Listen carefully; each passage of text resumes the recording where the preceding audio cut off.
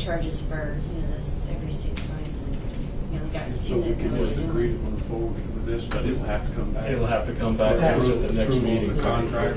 For approval. Put that on. I think they need to move this way, I think, go ahead, Lee. Is there anyone else local that could do a competing bid, or is this pretty much it?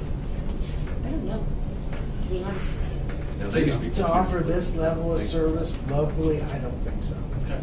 You've got some of the little guys that are doing it on the side, but they can't offer this kind of service because they just don't have the backing or the staff. And you have a facility staffed 24 hours? that Yes, we monitor? do, yeah. We have our Knox Center, and if you ever wanted to go out and see that, as well as our data storage center, I can set up a time for you. It's pretty impressive. I was awed when I first did the walkthrough. These people sit there and stare at these monitors that completely surround the room all day and all night. I think it really gives us a tremendous increase in our level of security for our data. And I think we need to, I think everybody's in agreement.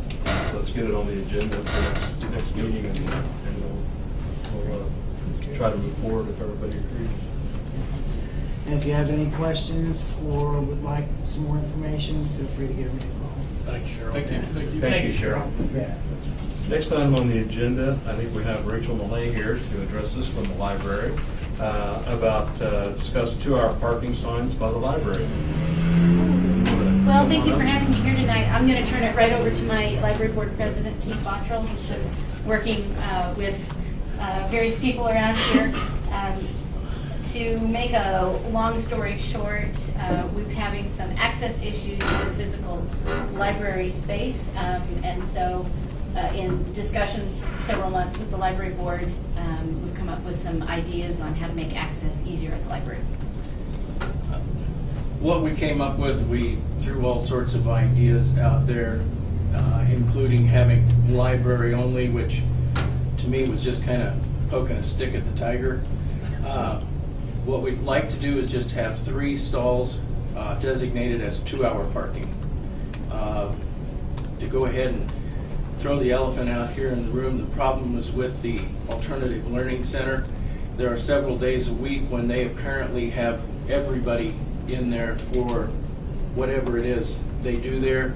At that point in time, there is absolutely no parking up there unless you're clear over by the gardens. We think 2-hour parking, that way if somebody even needs to go to the law enforcement center for something, they're at least reasonably close. For the library, we've got a lot of elderly patrons that if they got to park over by the gardens, they just can't go to the library because they're not able to make that walk back and forth.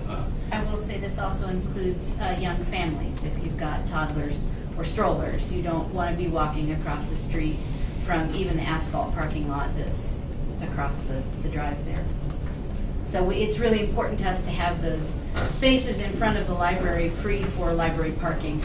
And it seems to have been an issue in the distant past before the police department had their parking lot built. We had a few cars from there. It continues to be a problem, and the only other entity parking on that end of the North Campus is the special education building employees. And yes, they do have time in their offices and they have time away from their offices, so it's not like we can predict and say, well, on Monday, Wednesday, and Friday, we're not going to schedule any library programs because we know the special education people will be up there. So in order to fit everybody in that we can, I think some limited time parking would be helpful. And I've talked to virtually everyone that's involved up there, talked to the chief, talked to the county sheriff, I even talked to Lynn.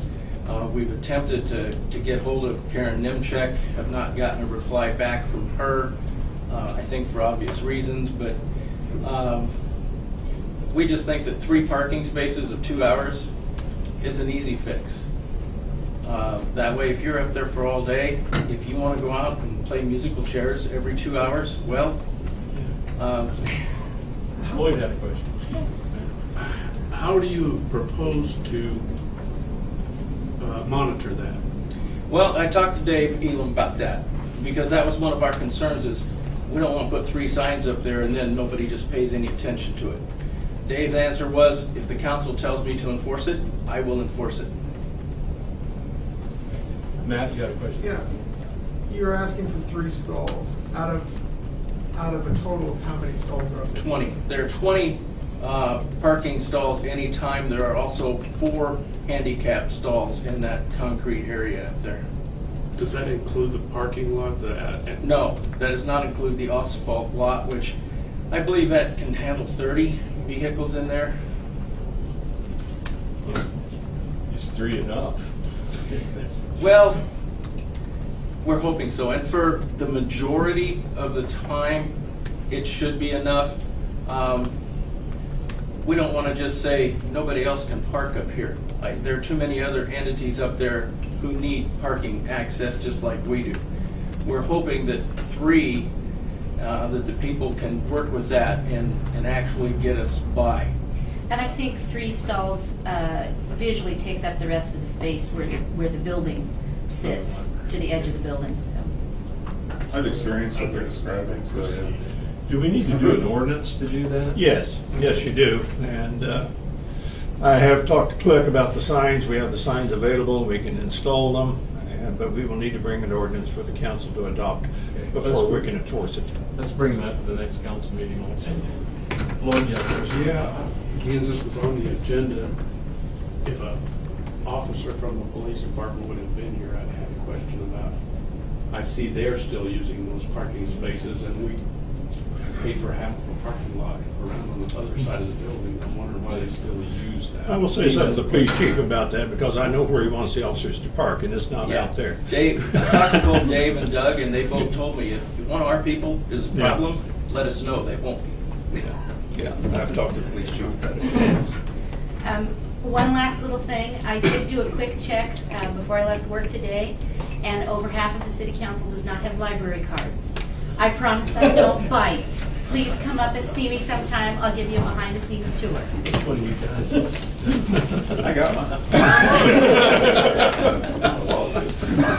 I do. Get one to put a word Overdue books? Yeah. 30 years. Okay. Thank you, Steve. Thank you. For bringing it. With that, everybody, thanks for coming out this evening, and we'll stand adjourned. Thank you.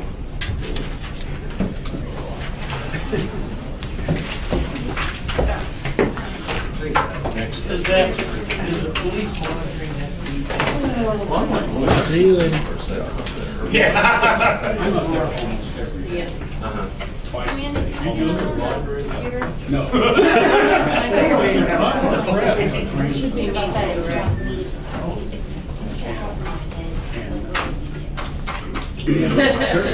So before we rewrite that. I've experienced what you're talking about. I mean, sometimes it's perfectly fine, but then when they are all meeting, you have to walk pretty much all the way from the other side. Yeah, it's driving me nuts, but I don't know if it's internet. Should be parking further Yeah, I back. think That would be probably smart. you Can't. first got here. Okay, all right, you have me on. There you are. Oh, yeah, there I am. Because I don't go with anyone, I don't fit anywhere.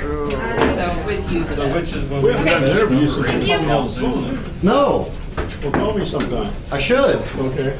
You guys just leave. I need to stop. I'll stop by and visit you one of these days. I'll give you a call and warn you ahead of time so you make sure to get the door locked. And that's a fact, yeah.